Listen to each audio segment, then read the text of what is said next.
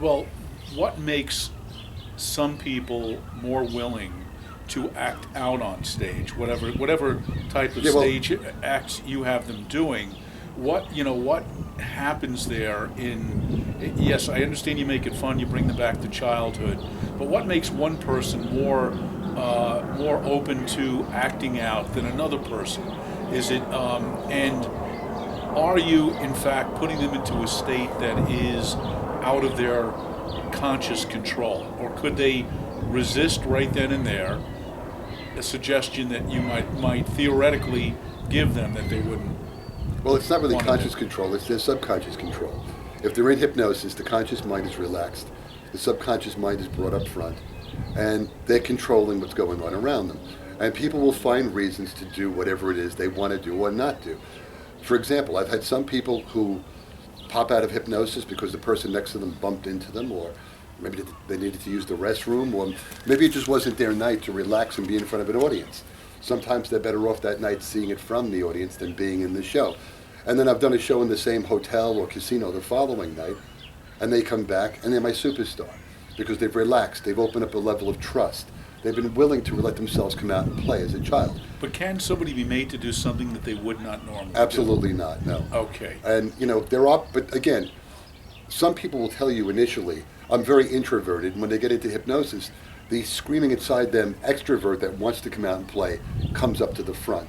I remember I did a county fair in Staten Island, and there was this one lady who was in from Scotland. She was dressed in a way that's in one of my videos, I remember very vividly.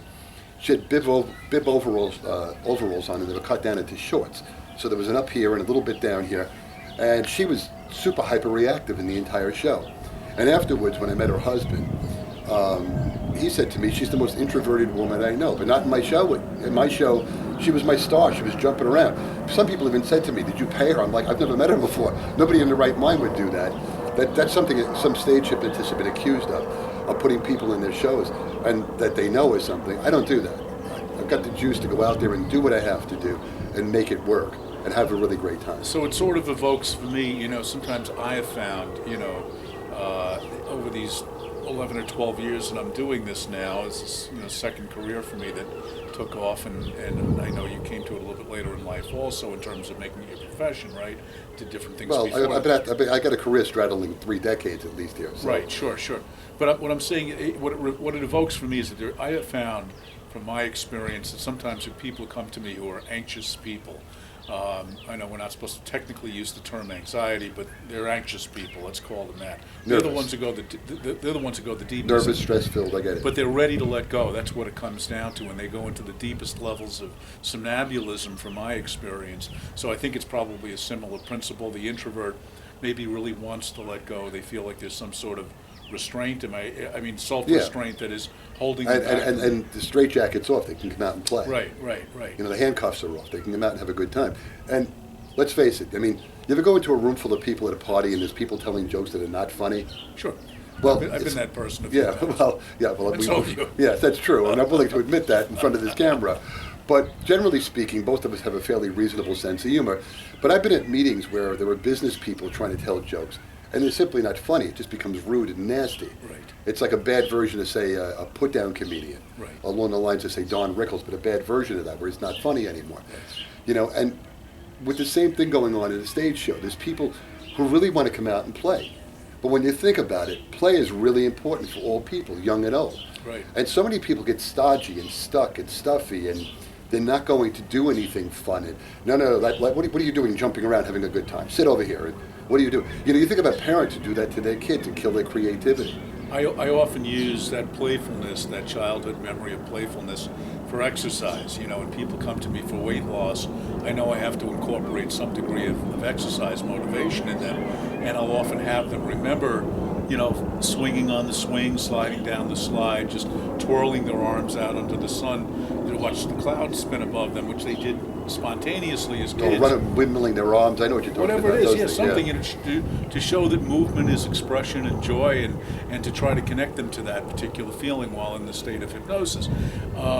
So, very interesting. So, what do you see as the future of hypnosis? Do you have any thoughts about where this modality is going, based on your experience over these years? And what you'd like to see it do. On a clinical basis, I could see this being what's creating the results. I mean, let's face it, I have a lot of people who come to see me that have tried everything else, and then they find me, and we do a session or two, and it works. Major life transformation in one session or 2 sessions. Yeah. So people are stuck in various other modalities, whatever they might be, and quite often we're breaking the ground that these people can't break otherwise. I've had people come to quit smoking, for example. They've tried patches, pills, gums, laser beams, staples in the neck, all these crazy... I hate the staple in the neck. Yeah, but I mean, of course, some of the people who come to me have neural damage from practitioners that are not doing it accurately or in some more perfected way. And yet, they come in, they've tried every other thing, patches and chewing gums. Some of them give up cigarettes and become nicotine gum freaks. They just chew that stuff morning, noon, and night. And yet we get the results that these people are looking for all these years. Weight loss. I had a guy come and see me once years ago. I saw him 2.5 years later. He had dropped over 300 pounds. That was more than half his body weight. And he said to me, his joke, not mine, I'm half the man I used to be because of you. And everybody thought he had gastric bypass surgery. And he said, no, I had hypnosis. And people couldn't believe it. I've written a wide variety of sessions for a wide variety of topics, and I'm not even finished yet. I've created a wide variety of ways to hypnotize people. Over this past weekend, I've created now 60 inductions, ways to hypnotize. And that's fast inductions, not just even verbal ones. There's more. But also with the shows. I mean, live entertainment is making a really strong comeback. There's a lot of video and cell phone technology and, computers and tablet computers and stuff. But, after you get past all the 2-dimensional stuff, what's next? Well, there is some 3D and holographic stuff and simulations. But beyond that, we start to lose touch with each other. And in the hypnosis show, the audience is sending their friends up. Members of the audience become the stars of the show. So if you have somebody coming in telling a couple of jokes or something, maybe remember the jokes and maybe you repeat them badly on the way home in the car. I've certainly been through that a few times with friends, telling me bad jokes. I'm not going to cop to the other end of it where maybe I did that too. But on the other hand, the bottom line is that if your friend was jumping around being Elvis or a female pop star or something, they're never going to forget that for the rest of their life. So it's an entertainment event that creates intimacy too in terms of the connection between their friends and the audience and something, memory to share, obviously. Absolutely. Sure. And it's an unforgettable experience. So, with all the things that we've gone to and all the things we might forget in terms of an event we go to or a comedy club, I've been to a lot of comedy clubs. I've worked in some of them. I've been in the audience watching comedians work. There's not a really lot of knee-slapping humor in most of these comedy clubs. I've seen some really strangely not funny comedians. There was one in Oklahoma where the guy kept running backstage and changing costumes. Now I'm Diana Ross. And I said to my friend, this guy used to work in his living room with his parents. And he elbows the comedy club owner who's sitting with us, and he tells the guy, and the 3 of us are laughing at my joke. And the guy says, I used to do this for my parents in the living room. And this guy is now in his mid to late 40s, maybe early 50s, and he's doing the living room act for his parents when he was 9. And he's still in Oklahoma. Yeah, but what I'm saying, he's touring, doing this acting, getting paid for this. And the comedy club owner is telling me, we're never doing this again. But that's not what a hypnosis show is. If it's done properly by somebody who knows what they're doing, and as a gift gives empowerment to the people who volunteered their services and bodies and biological essences into the show, then it's a long-lasting gift. The idea that the suggestion can last for a lifetime.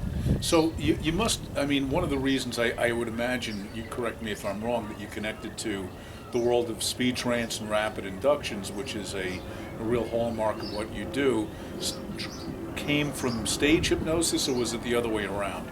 You need to do instant or rapid or whatever you want to call them, quick inductions for stage hypnosis. There is no, you're not going to use a progressive relaxation induction in... You could. I've seen people do inductions in stage shows, not me, but other people that last an hour. And the whole audience is hypnotized, Right. So it's like, you all had a good time, go home. That's a joke. That part, the second part didn't happen. But, for speed inductions, I use that when I train rescue workers. You walk up on a site, you have no equipment. For emergency medical? For emergency medical. Well, if somebody's going into shock and they're bleeding, what are you going to do to slow down the bleeding until more help arrives? You're going to hypnotize them. I've gone up on car accidents where I've seen stuff happen. And so what happens there, just on that very point, as we're talking about, and that's another fascinating area, emergency medical hypnosis, which I've studied as well, but, is it the staunching of the bleeding or the reduction of the bleeding is because blood pressure goes down once you've hypnotized Or them. hyperventilation and going into shock. Right, And you right. prevent that by hypnotizing them. Right. I've done that many times, actually, as I've walked into situations or driven up on a situation. You're driving ahead, nothing looks right in front of you, and you look, and there's a car accident, and a family trapped in a car, and there's smoke and steam and maybe fire under the hood coming out, and you got to get those people out of the car. They always say don't move anybody, but if the car's on fire, get them out, you know? So I've done some of that stuff. Also in clinical, do you need to spend 15 minutes, a half hour hypnotizing somebody in sessions 2, 3, 4, and 5? Or do you simply put them back into hypnosis and touch up their weak spots and get them back on track? Right. Sometimes they'll give you a list, I usually request one, of weak spots before they come and see you. Okay, well what if 10 other weak spots come up the following week? Well then you fix that. That's why they call them weak spots, because Right. they come up the following week. That would be it. Boom, boom. But the point is that you get in there and you do what you have to do. Right. And as I'm telling my students in my class as recently as this past weekend, get in there and do it the way I teach you, and you'll be able to bang this out in seconds. I've been clocked as fast hypnotizing a stranger, ice cold, somebody I just met seconds before, in 1/5 of a second. So if anybody can beat that, maybe I'm doing something too slow, but 2/10 of a second. I don't think it makes much of a difference at that point. No, but- 1/5 of a second is plenty fast. Yeah, so the point is get them into deep trance, hit them with suggestions, get them where they gotta go, break down the wall, and go on with your life. One of the joys of working with kids, with pediatric hypnosis, is a kid has a wonderful outlook on life. This is broken, let's fix it, then I can go play with the computer, I can play with my friends, I can go on with my life. It's not an adult who says, I am a smoker. No, you're so much more than that. You're a human being. You're a child of the Lord. You're whatever you are beyond that. You're so many other things. You're a parent. You're a worker. You're a millionaire. You're a whatever you are, a housewife or something, whatever, a house husband maybe these days, whatever it might be. But there's so much more to you than I am smoker X, Y, and Z. I am overweight person X, Y, and Z. A kid has not yet developed the That ability identity. to cloak themselves in that identity. Right. And because of that, with a child, it's almost instantaneous That's a transformation. very good explanation. There's no more school fighting, with other kids, and there's no more,